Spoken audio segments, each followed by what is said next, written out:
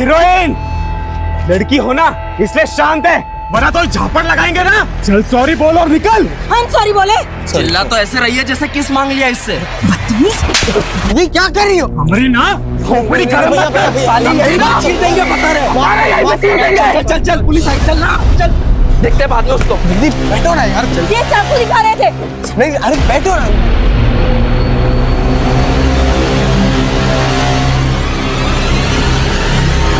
कहाँ उन मवालियों की मुंह लग रही थी? उन्होंने हमसे बदतमीजी की। अरे उनका तो काम ही वही है, जुआरे है वो लोग। पीछे कंपनी बाग में इतना बड़ा ग्रुप है उन लोगों का। ये तो हवलदार आ गया, वरना 2 मिनट में पूरा गैंग खड़ा कर देते। हम ना फ्रस्ट्रेट हो चुके हैं सुमित, कुछ सही नहीं हो रहा है हमारे साथ। शांत हो जाइए दीदी, सब ठीक हो जाएगा। पहले तो अपना हुलिया सुधारिए, घर पे सब वेट कर रहे हैं आपका।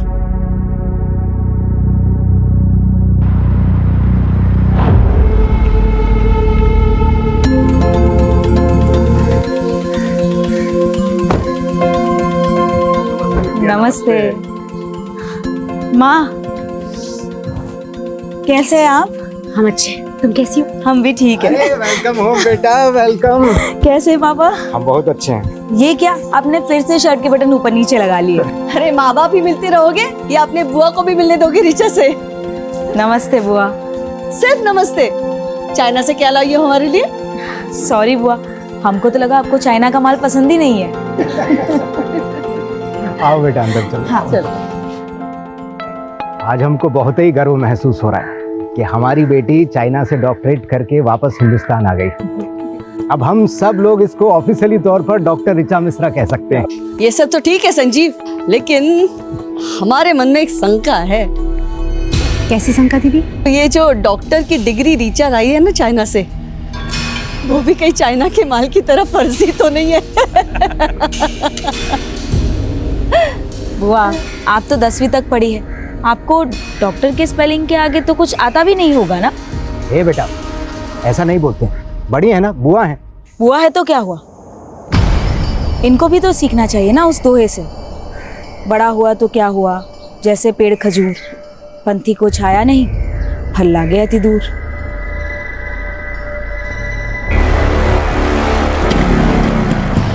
चलो बाय पिंकी, बाय।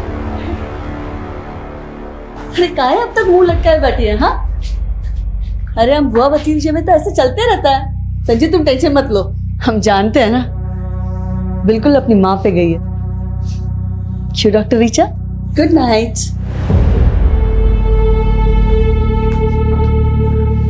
चार साल में पूरा पटना बदल गया, लेकिन ये वैसी की वैसी ही है। अरे छोड़ो, हम तो ध्यान ही नहीं देते हैं। एक कान से सुनते हैं, दूसरे से निकाल देते हैं। सीमा तुम ऐसा बात करोगे तो बच्चे कैसे इज्जत करेंगे दीदी की? इज्जत पाने के लिए ना कर्म करना पड़ता है, और आपका तो आदत है अपना बहन का गलतियों पे पर्दा ढाकने का। भूलो मत, हम दीदी के ही घर में रहते हैं। तो हम कहे थे गांव से यहाँ लेकर आने के लिए, गांव में था ना अच्छा खासा मकान, लेकिन नहीं, आप 28 साल से यहाँ दीदी की सेवा में लगे हुए हो। तो दीदी को क्या बेसहारा छोड़ दें? जानती तो 22 साल की थी कि विधवा हो गई। बहुत दे दिए सहारा, अब अपने बच्चों के बारे में सोचिए।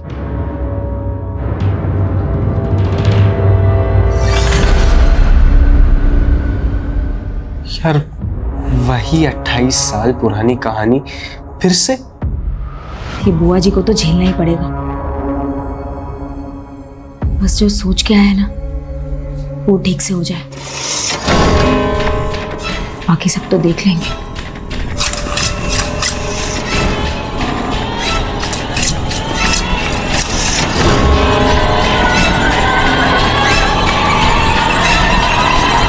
जब से ऋचा ने डॉक्टरेट पूरा किया है ना, हमारा तो मान ही बढ़ गया है। पता है सब लोग क्या कह रहे हैं कि एक मामूली नर्स ने अपनी बिटिया को डॉक्टर बना दिया। अरे वाह, बड़ा दुलार आ रहा है माँ बेटी में। हम आते हैं। हमको देख के ऐसे भाग गई जैसे नेवले को देख के सांप। हेलो। हाँ मैडम, अरे आपको बोले तो थे कि आपका वाईफाई राउटर खराब है, तो थोड़ा तो दिक्कत होगा ना। आप तो कल सुबह आ जाते हैं ना। फिर आप चलिए ठीक है। पापा वो एक कस्टमर के यहाँ जाना पड़ेगा। सुमित, हमको भी हॉस्पिटल जाना है, बाइक से हमको ड्रॉप कर दो। ठीक है चलिए। हम आते हैं।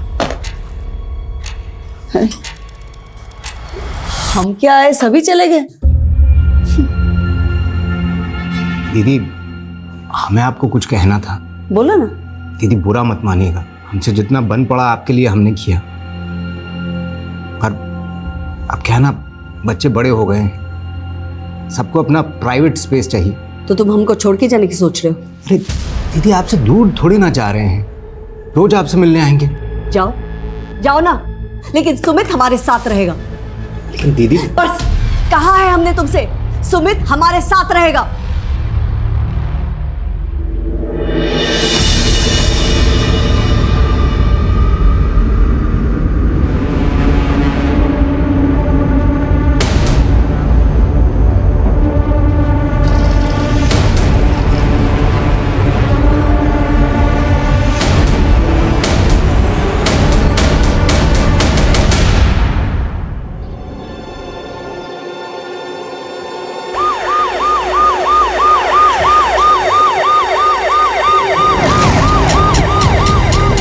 आइए सर।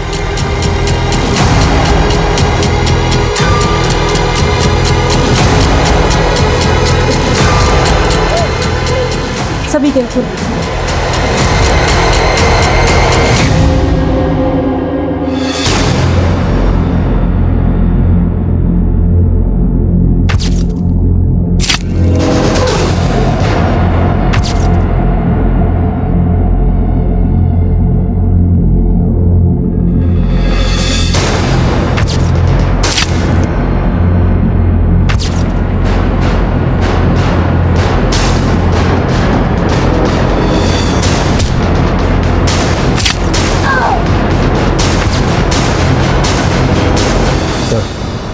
पैरों के निशान को देख के लगता है कि 2 से ज़्यादा लोग होंगे। कोई गैंग तो नहीं? अगर कोई गैंग था तो घर में दाखिल किस मकसद से हुआ होगा? क्योंकि घर की हालत देख के लग नहीं रहा कि कोई लूटपाट हुई है। फुटमार्क्स घर के मेन डोर की तरफ जा रहे हैं, तो क्या वो मेन डोर से घर में दाखिल हुए? सर कुछ समझ में नहीं आ रहा, किसने हमारे भाई के परिवार के साथ ऐसा किया होगा। आप भी यहीं रहती हैं? जी सर, हम वो लास्ट वाले रूम में रहते हैं, हमारे भाई का परिवार बाकी के सारे रूम में रहता है। रात को आप कहाँ थे? सर अपने रूम में थी, सो गई थी सर। तो इतना कुछ हुआ, आपने कुछ देखा नहीं, कुछ सुना नहीं? सर आपने घर में चेक किया कोई कीमती सामान, ज्वेलरी या कैश मिसिंग हो? आपने फैमिली को आखिरी बार कब देखा? कल रात को सर, हमारी भाभी नाइट शिफ्ट के लिए जा रही थी हॉस्पिटल में, सुमित उन्हें छोड़ने गया था। लेकिन घर के अंदर तो 3 ही लाशें। आपका भतीजा सुमित कहाँ है? क्या वो नहीं था? हमें तो लगा उन्होंने सुमित को भी। आपने सुबह से सुमित को नहीं देखा? सर अपनों को मरा हुआ देखा जाता है क्या? हमारी सांसें ही भारी हो गई थी, हम तो बेहोश ही होने वाले थे, तो हमारे माली ने हमें संभाल लिया। आपने बताया कि आपकी भाभी सीमा और सुमित रात को ही निकल गए, तो फिर सीमा हॉस्पिटल से वापस कब आई? हमें नहीं पता। सीमा कौन से हॉस्पिटल में काम करती है? Saint John. आपका भतीजा सुमित करता क्या है, और कल रात को वो कहाँ गया था? सर वो वाईफाई का काम करता है, लोगों के घर में इंटरनेट कनेक्शन लगाता है। कल भी किसी क्लाइंट का कंप्लेंट कॉल आया था उसे, इसीलिए वो चला गया। फोन लगाइए जरा सुमित को। The number you are trying to call is currently switched off. Please try again later. Switch off आ रहा है।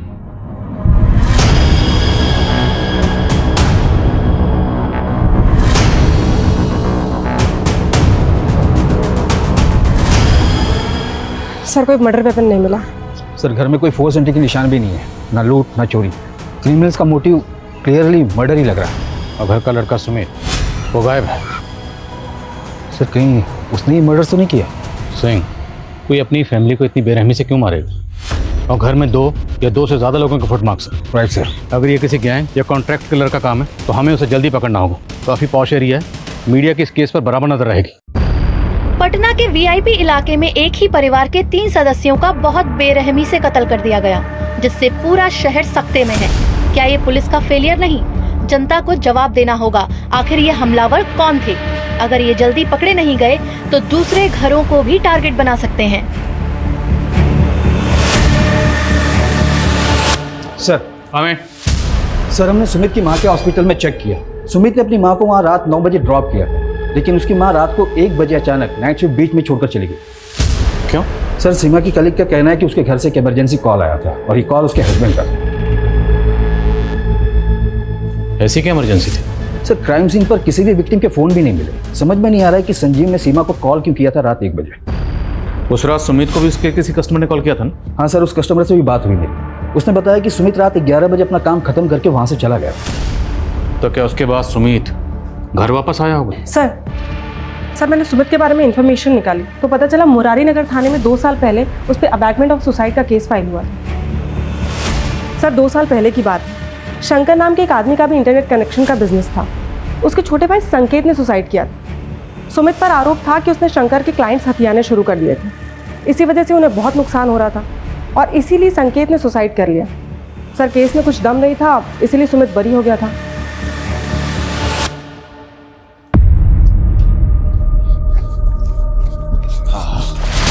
साले कोर्ट मरी कर दिया तुमको, लेकिन हम नहीं छोड़ेंगे।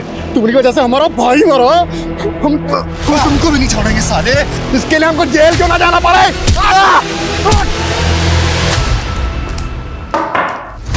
जी शंकर। हाँ जी। सुमित मिश्रा के बारे में बात करनी है। उसके बारे में हमसे क्या पूछेंगे? तो मर्डर हुआ उसकी फैमिली का और सुमित गायब है। तेरी खुंदक थी ना उससे? खुंदक का ही नहीं होगी सर, उसकी वजह से हमारे छोटे भाई संकेत ने सुसाइड कर लिया। पर कोर्ट में तो कुछ साबित नहीं होता।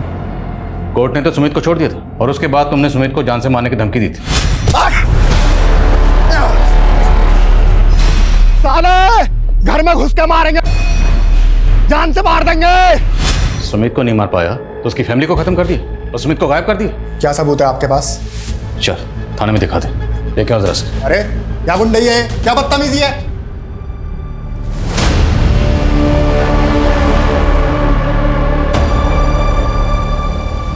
लाइए मैडम, हम साफ कर देते हैं। चुप रहो तुम, किसी काम के नहीं रहे। जरा सा भाव क्या दे दिया, सारे काम अधूरे छोड़ रहे हो। 2 दिन से पौधों को पानी दिया? वो मैडम यहाँ पे डेथ हुआ था तो हमने सोचा कि तुमको मालूम है पौधे जब मरते हैं ना तो गाली देते हैं। अब क्या उनकी हाय दिलवाओगे? अरे देख क्या रहो, जाओ ना पानी दो।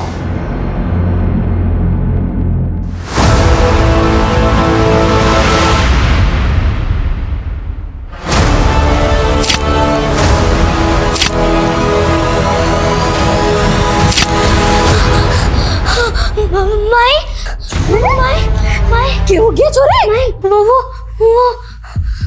कोई ना है बटे। माई जल्दी बंद कर, नहीं तो बेहतर कुछ जाएगा। ठहर जा, मैं देखूं।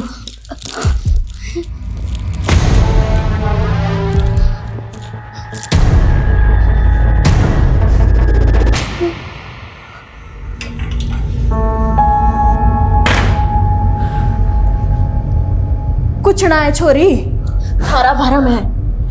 माई बहुत बुरा है वो, मार डालेगा मारे को। कुछ ना होगा लाडू, चिंता मत कर। थारी माई है ना, कुछ ना होगा थारे को। ये संजीव मिश्रा प्रोफेसर था, 1 साल पहले रिटायर हुआ। उसकी बीवी 20 साल से वर्किंग वुमेन थी, तो दोनों मियाँ बीवी के मिला के अच्छी खासी इनकम होगी। फिर भी ये दोनों संजीव की बहन के घर पे रह रहे थे, जबकि पटना में खुद का घर है, लेकिन वो घर इन्होंने किराए पे दे रखा।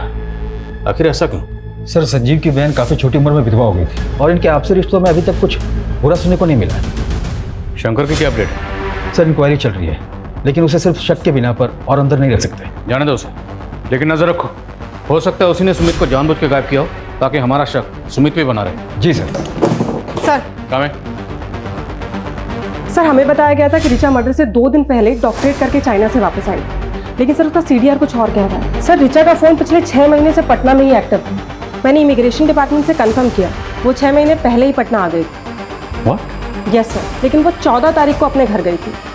और 2 दिन बाद उसका उसकी फैमिली के साथ कत्ल हो गया।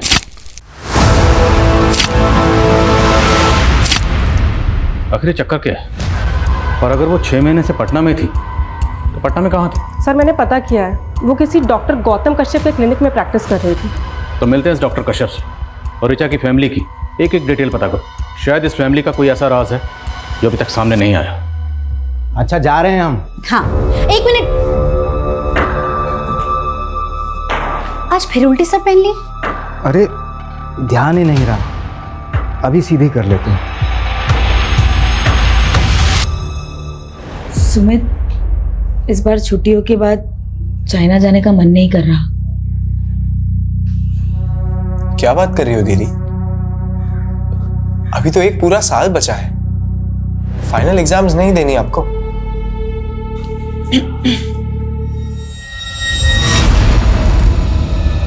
हमको तुम दोनों से जरूरी बात करना है। हाँ माँ बोलो। तुम दोनों इस पे साइन कर दो। हाँ सर, डॉक्टर ऋचा मिश्रा हमारे अंडर में प्रैक्टिस करती थी।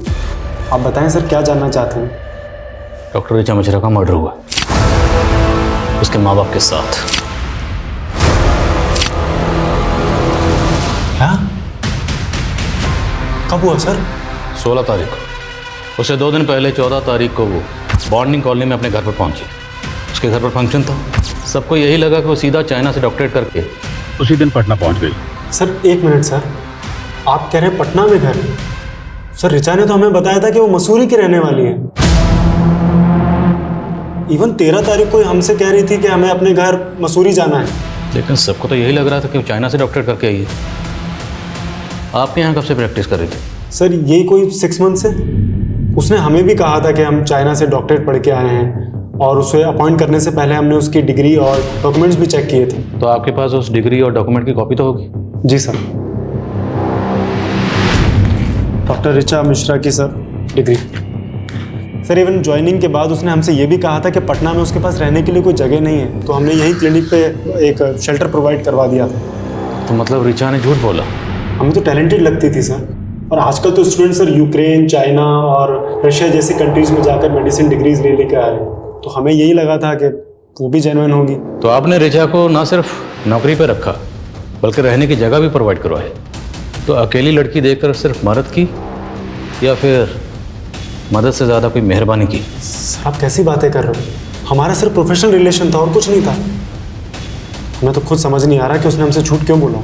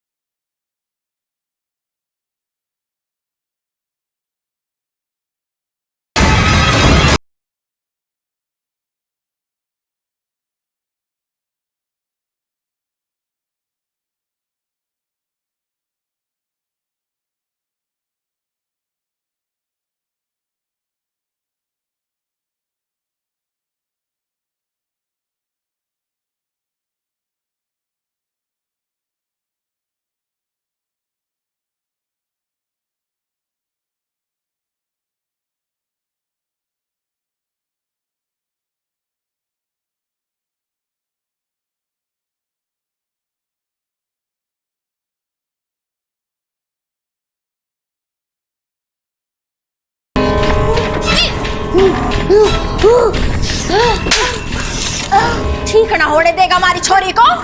अरे मैं भी पक्की जादूगरनी हूँ, ठीक करके ही मानूंगी हमारी छोरी को। सर इतना तो क्लियर है कि 4 साल पहले ऋचा ने चाइना के इसी इंस्टीट्यूट में एडमिशन लिया था और वो 3 साल तक वहीं पढ़ रही थी। लेकिन सवाल ये है कि अगर ऋचा पिछले 6 महीने से पटना में रह रही थी तो पिछले 6 महीने से अपने माँ बाप से दूर क्यों रह रही थी, वो भी माँ बाप को बिना बताए? 14 तारीख को ऋचा अपने माँ बाप के पास आई और 16 तारीख को ऋचा और उसके माँ बाप का कत्ल हो गया। और 16 तारीख से ही ऋचा का भाई सुमित गायब है। वो कहाँ गायब है कुछ पता नहीं चल रहा। सर ऋचा की बुआ के मुताबिक 14 तारीख को सुमित ही ऋचा को एयरपोर्ट से लेकर आया था। तो मुमकिन है कि सुमित जानता होगा कि ऋचा पिछले 6 महीने से पटना में थी। सर पोस्टमार्टम रिपोर्ट के मुताबिक ये सारे मर्डर उस रात 3 से 6 बजे के बीच में हुए थे और सुमित को आखिरी बार उसके कस्टमर के घर देखा गया था रात को 11 बजे। उसके बाद वो कहाँ गया कोई ट्रेस नहीं मिल रहा। और पोस्टमार्टम रिपोर्ट के मुताबिक मर्डर वेपन क्या रहा होगा? सर पोस्टमार्टम डॉक्टर का कहना है कि संजीव और सीमा की बॉडी पे जिस तरह के जख्म मिले वो कोई यू शेप का धारदार हथियार होगा। यू शेप धारदार हथियार क्या होगा? सर हम ऋचा के मूवमेंट चेक कर रहे थे तो एक ट्रैफिक पुलिस से इन्फॉर्मेशन मिली है 14 तारीख को ऋचा और उसके भाई की गाड़ी 2 बाइकर से टकराई थी। सर उन दोनों लड़कों ने रिचा और उसके भाई पे हमला करने की कोशिश भी की। अरे ना मेरी घर मत कर, साली यही ना चीर देंगे बता रहे। सर ट्रैफिक पुलिस ने उन दोनों लड़कों का पता लगा लिया था, लेकिन रिचा और उसके भाई ने गवाही देने से मना कर दिया, इसलिए कोई केस ही नहीं बना। वो दोनों लड़के कौन थे?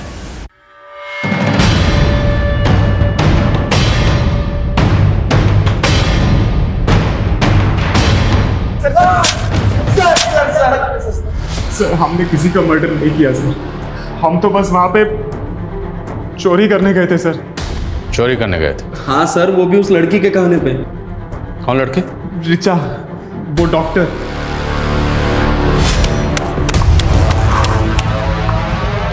तो वही गाड़ी है ना? हाँ भाई, ये तो वही गाड़ी है। तू यहाँ क्या कर रही है? तुमसे दोस्ती करने आए हैं। दोस्ती? हमारा एक काम करोगे? उस काम के लिए हम तुम्हें पैसे भी देंगे। सर उसने बोला था कि 16 तारीख की रात को उसके घर पे जाकर सोने और कैश के साथ साथ उसकी डॉक्टर की डिग्री भी चोरी कर लेनी। लेकिन सर हम जब वहां पहुंचे तो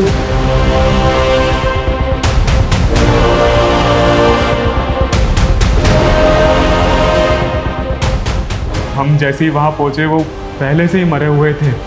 रिचा के साथ जो लड़का आया था, वो लड़का कौन था? नहीं मालूम सर।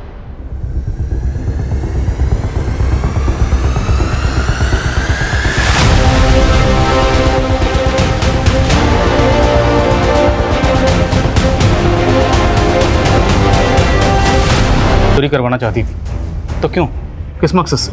सर हो सकता है वाकई ये दोनों किसी के कहने पे कहानियां बना रहे हो, शायद शंकर। ये दोनों किसी लड़के का भी जिक्र कर रहे हैं जो रिचा के साथ था। वो लड़का कौन होगा? और अगर मान लो रिचा गहनों और पैसों के साथ अपनी डिग्री भी चोरी करवाना चाहती थी तो चोरी तो हुई नहीं, मतलब डिग्री अभी भी वहीं होगी।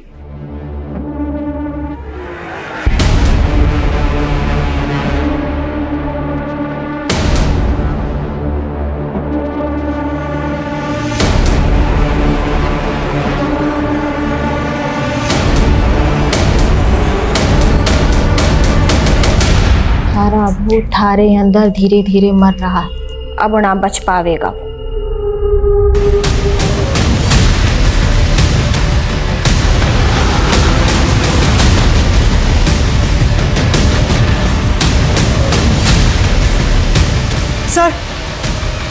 सर ये देखिए।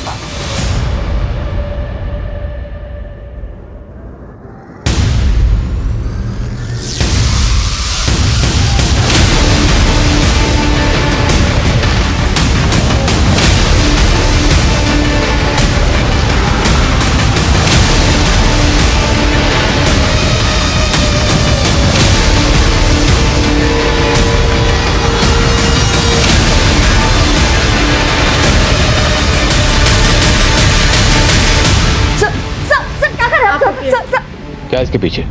कुछ भी तो नहीं है sir. Sir sir sir sir sir ये पुराना आप पीछे। सर सर कुछ नहीं है इसके पीछे सर। चाबी कहाँ इसकी? नहीं पता हमें, कुछ नहीं है इसके पीछे sir. Sir sir please.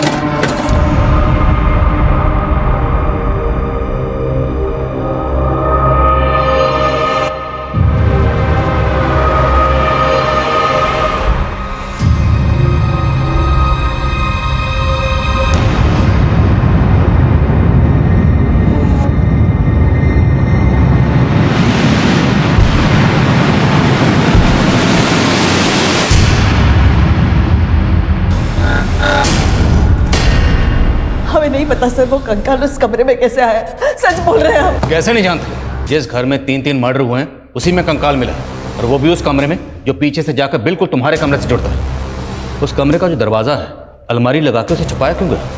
Sir वो कमरा जो है ना 20-25 साल से ऐसे ही है, वास्तु दोष है उस कमरे में। 20-25 साल? और 20-25 साल पहले ही तुम्हारे पति की मौत हुई थी, कहीं वो कंकाल तुम्हारे पति का तो नहीं? क्या बोल रहे हैं सर? हमारे पति जो है ना दमे से मरे थे और हमने उनका ठीक तरह से अंतिम संस्कार किए थे। तो अब ठीक से बताओ उस कंकाल की कहानी क्या है, किसका है और उसे वहाँ कौन लाया? हमें तो लगता है ना ये सब जो है ना रीचा ने किया है, मेडिकल करके आई है ना, उसी ने रखा होगा वो कंकाल उधर। वो सिर्फ 2 दिन पहले घर आई थी। सर वो थी तो पटना में ही ना, आप ही बोले थे। सर हम कह रहे हैं आपको ये सब उसी का करा धरा है, उसी ने पूरे परिवार को व्यस्त कर दिया। परिवार सुमित को लेकर पॉजिटिव थे ना, और शायद ये बात तुम्हारे भाई और भाभी को पसंद नहीं थी, इसलिए भाई भाभी भतीजी सब मर गए, और शायद सुमित जिंदा, और शायद सुमित को तुमने कहीं गायब किया है। कब से इल्जाम लगाए जा रहे हैं आप? छोटी उम्र में हमारे पति मर गए, विधवा हो गए, इसका मतलब कातिल नहीं है हम।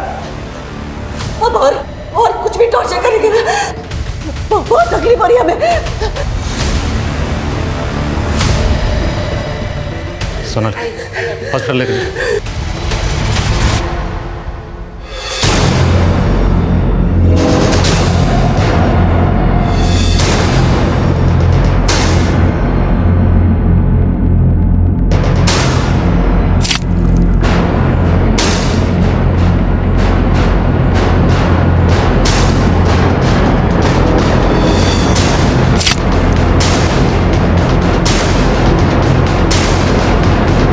पूरी करवाना चाहती थी। क्यों? कहीं दोनों लड़के हमें घुमा तो नहीं रहे? सर इन लड़कों से उस लड़के का स्केच बनवाते हैं, हो सकता है कि इस कहानी का कनेक्शन उस लड़के से जुड़ा हो।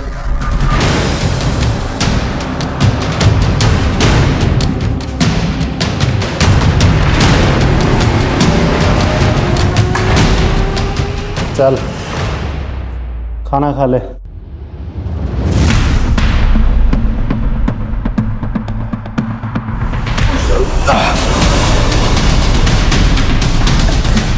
छोड़ो मुझे, छोड़ो मुझे। ताज्जुब की बात यह है कि ऋचा जैसी साधारण लड़की ने एक इंटरनेशनल यूनिवर्सिटी की सिर्फ फेक डिग्री नहीं बनवाई, बल्कि इस डिग्री की बुनियाद पर वो डॉक्टर कश्यप के यहाँ प्रैक्टिस भी कर रही थी। जाहिर सी बात है ऋचा ने ये डिग्री किसी फेक डिग्री बनाने वाले गिरोह से बनवाई हो। तो सर आपको ये लग रहा है कि ये सारे मर्डर्स फेक डिग्री की वजह से हुए? इस गिरोह को ढूंढना हमारी रिस्पॉन्सिबिलिटी, क्योंकि इस गिरोह ने सिर्फ एक फेक डिग्री तो नहीं बनाई होगी, और भी डिग्रीज बनाई होगी, और उन डिग्रीज को लेके बाकी लड़के लड़कियां अलग अलग जगह पे डॉक्टर बनके प्रैक्टिस कर रहे हो। ये लोगों की जान के साथ बहुत बड़ा खेल हो रहा है। हम इस एंगल में काम करते हैं। और कमें सर जिस अलमारी में हमें डिग्री मिली थी उसमें ये एफिडेविट मिला है सर, और नीचे सुमित और ऋचा का साइन भी है सर। तुम दोनों इसमें साइन कर दो। इस एफिडेविट के मुताबिक सुमित और ऋचा कभी बच्चा पैदा नहीं करे। एक तरफ अंजलि अपने भतीजे सुमित को ही अपनी प्रॉपर्टी का वारिस समझती थी, और दूसरी तरफ दोनों भाई बहन से ऐसा एफिडेविट साइन करवाया गया। आखिर इस फैमिली के पास इतनी क्या दौलत थी जिसके नॉमिनी ये दोनों भाई बहन थे? ये मिश्रा फैमिली क्या थी कुछ समझ में नहीं आ रहा। हाँ, अभी तक तो हमारी मैरिड लाइफ शुरू भी नहीं हुई है और अभी से आप हमें बच्चे पैदा करने के लिए ना बोल रही हो। हम पागल नहीं हैं, लेकिन तुम्हारे पापा का जनरेशन में ना दिमागी प्रॉब्लम है। तुम्हें पता है तुम्हारे चाचा जी एबनॉर्मल थे, सुसाइड किए थे। तुम्हारे दादाजी बुढ़ापे में तुम्हारे पापा जी जैसे हो गए थे। और हम अपने हॉस्पिटल में सीनियर डॉक्टर से इसके बारे में बात की। उन्होंने बताया कि जेनेटिक डिजीज है, तो तुम लोग को अपना परिवार बनाने से पहले पता होना चाहिए कहाँ प्रिकॉशन लेना है और कहाँ नहीं।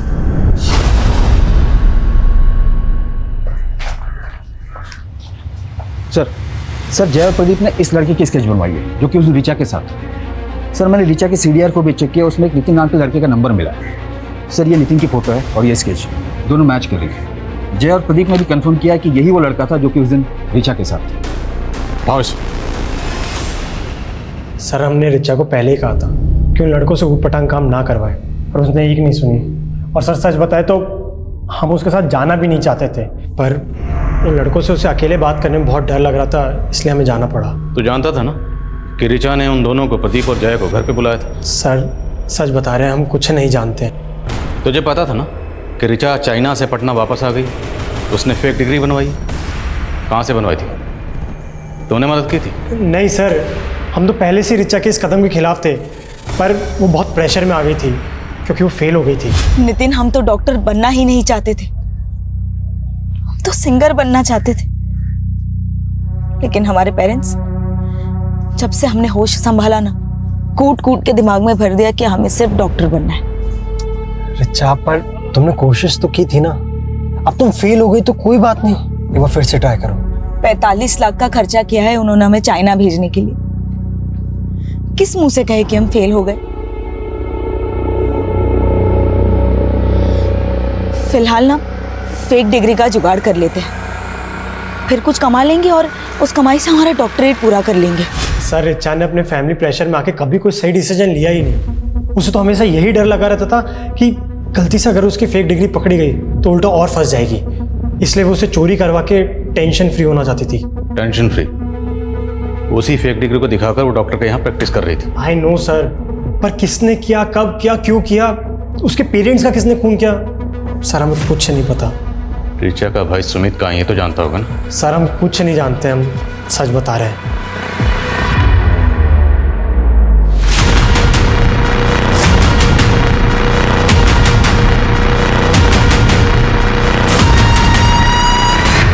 ये स्केलेटन 30 से 35 साल के किसी आदमी का होगा। जब इसकी मौत हुई होगी तकरीबन यही उम्र रही होगी इसकी। और मौत कब हुई होगी? यही कोई 5 से 7 साल पहले।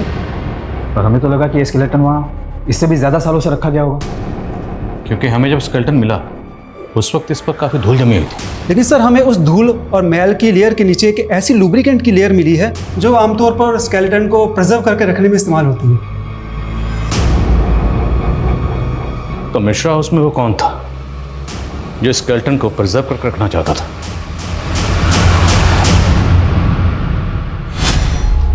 रिपोर्ट यहाँ रख रहे हैं। आगे आप लोग क्या कहा डॉक्टर ने? लड़का है ना? दीदी सीमा चेक करवाने से मना कर दिए। लड़का होगा या लड़की है तो पैदा होने के बाद ही पता चलेगा। लेकिन हम बोले ना तुमसे, हमको अपना बेटा चाहिए। गर्भ हमारा है और हक आप जता रही हैं। हम विधवा नहीं होते ना तो तुमसे तुम्हारा बच्चा कभी नहीं मांगते। तो कर लीजिए ना, दूसरा शादी किसने रोका है? नहीं कर सकते ना, बात है हम। सर भले ही स्केलेटन को प्रिजर्व करके रखा जा रहा था, लेकिन किसी आम आदमी के लिए स्केलेटन का इंतजाम करना इतना आसान काम नहीं है। मैंने ऐसे केसेस के बारे में सुना है जहां पर कब्रिस्तान से स्केलेटन गायब करके उनकी खरीद फरोख्त की जाती है। सिंह, आजकल इस तरह की खरीद फरोख्त डार्क वेब के जरिए भी होती है। डार्क वेब एक ऐसी काली दुनिया है जहाँ पर इलीगल हथियारों से लेकर हर तरह की इलीगल और बैन चीज़ों की खरीद फरोख्त होती है। सर इसमें तो साइबर सेल की एक्सपर्टीज़ है और ये सोर्सेज को ढूंढने में तो काफ़ी वक्त लग जाएगा। चांस तो लेना पड़ेगा। इस केस को सॉल्व करने के लिए हमें इस केस की जड़ तक जाना होगा। इस केस से जुड़े हर शख्स के डिजिटल फुटप्रिंट चेक करो, शायद कोई क्लू मिले। सर सर हमने मिश्रा फैमिली की पिछले 4 साल की जीपीएस हिस्ट्री चेक की है सर। उसमें सुमित और उसकी माँ सीमा की 2 साल की जीपीएस हिस्ट्री चेक करने वाली है सर। करीब 2 साल पहले सुमित और सीमा राजस्थान के धुमनी गांव गए थे सर। कई सालों पहले इस गांव को हॉन्टेड माना जाता था। रूमर्स थे कि इस गांव में भूत प्रेत है। तो ये दोनों माँ बेटा उस गांव में क्या करने गए थे? इनका उस गांव से कोई कनेक्शन? नहीं सर, ये दोनों तो बिहार से ही बिलोंग करते हैं। तो हमें पता करना होगा कि सुमित और उसकी माँ उस गांव में क्या करने गए थे।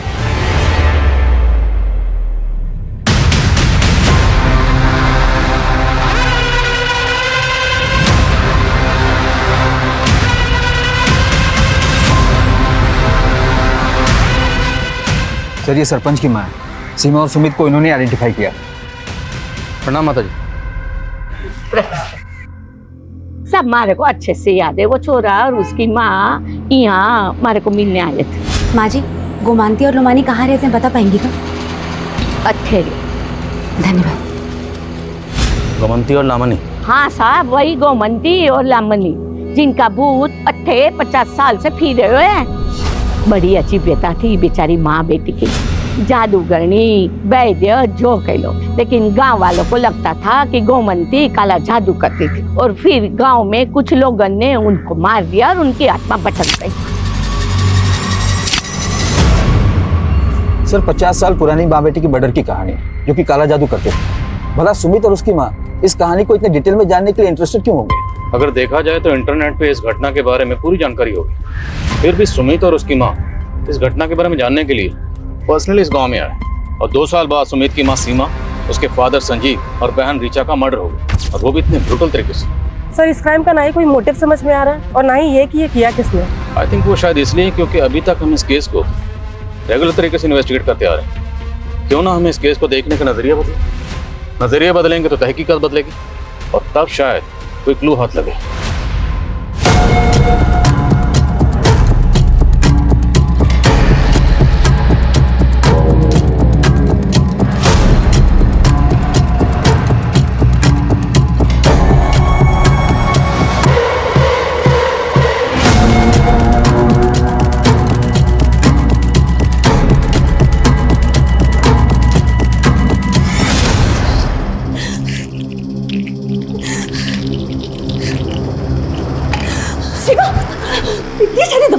मरना है क्या तुम्हें? हमें इस घर में ब्याहना ही नहीं चाहिए था। आप सब लोगों ने हमसे ये बात छुपाई कि संजीव जी को दिमाग का दौरा पड़ता है और आप लोग के जनरेशन में सबको यही बीमारी था। कहीं इसका असर हमारे बच्चों पे पड़ा तो? ऐसा कुछ नहीं होगा भैया, 3 साल की हो गई है ना, कुछ हुआ उसे? नहीं ना, बच्चा भी स्वस्थ होगा। सर हमने सस्पेक्ट और विक्टिम से जुड़े सभी लोगों की लिस्टिंग की थी, लेकिन उसमें एक नाम ऐसा भी है जिस पर हमारा ध्यान ही नहीं गया, और वो है डॉक्टर गौतम कश्यप, जिसकी क्लिनिक में ऋचा काम करती थी और उसके घर का इंटरनेट कनेक्शन सुमित ने लगाया था। हाँ, तो डॉक्टर कश्यप सिर्फ ऋचा को नहीं, उसके भाई सुमित को भी जानता था।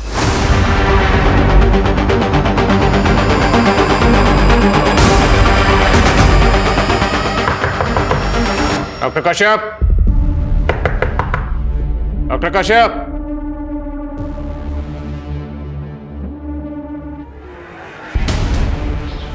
दरवाजा तोड़ो।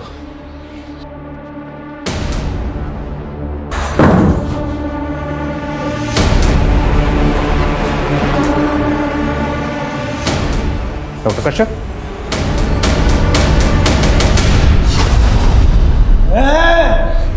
अगर माँ बेटी ने अलग करवा की कोशिश की तो काट फेंक दो रे।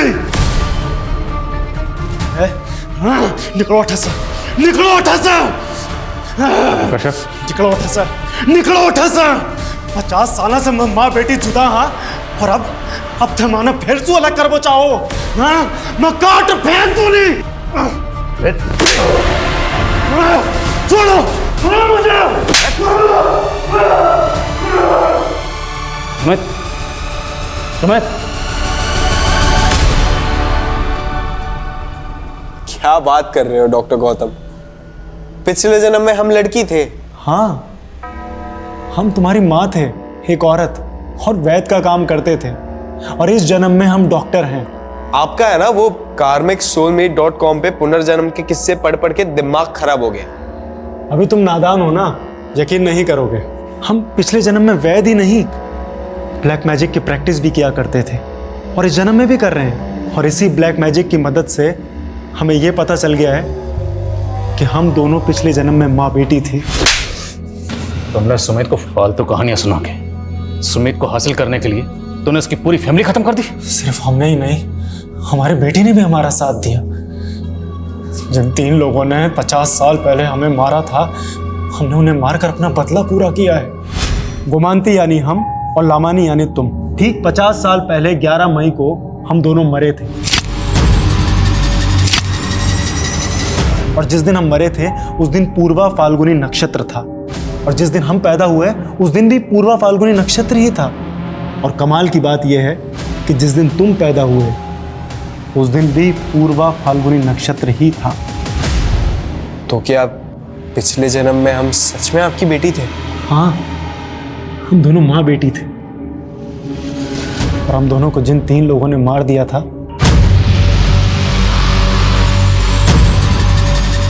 तो इस जन्म में तुम्हारे माँ बाप और बहन हैं। जी सर, हमें यकीन था कि वो तीनों ही हम दोनों के कातिल थे। वे तुम ना, वो डॉक्टर 1 नंबर का सनकी है, दिमाग खराब कर दिया उसने तुम्हारा। तो अपनी माँ को लेकर राजस्थान के गांव में क्यों गए थे? हमने तो माँ को उनके मुंह पे ही बोल दिया था कि पिछले जन्म में वो हमारी कातिल थी, तो गाँव ले जाकर सब बता दिया। वो समझ बैठी कि हमें वही दिमागी जेनेटिक डिजीज है जो हमारे बाप दादा को थी, पर हमें तो बदला लेना था।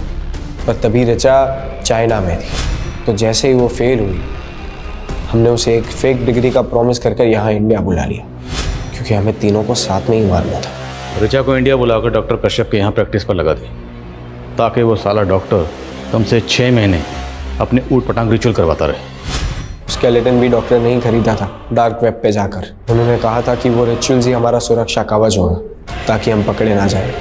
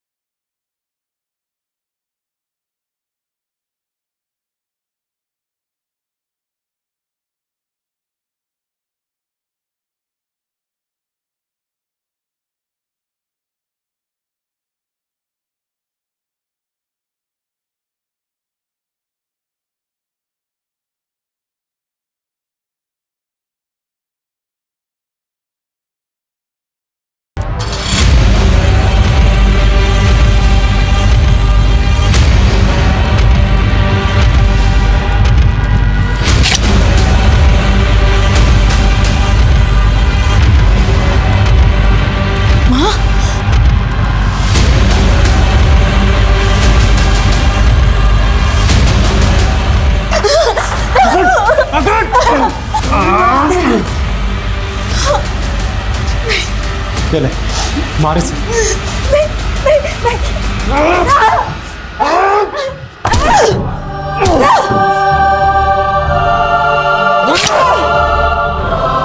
उस हादसे के बाद सुमित अपनी याददाश्त भूलने लगा। अगर कहीं भाग जाता तो, इसलिए हमने उसे कैद कर लिया।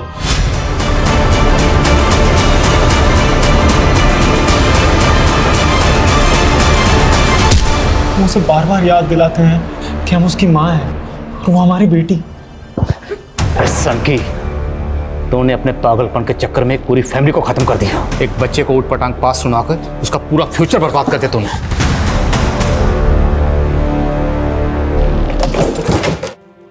सर, इस डॉक्टर ने तो बड़ी लंबी प्लानिंग कर रखी है।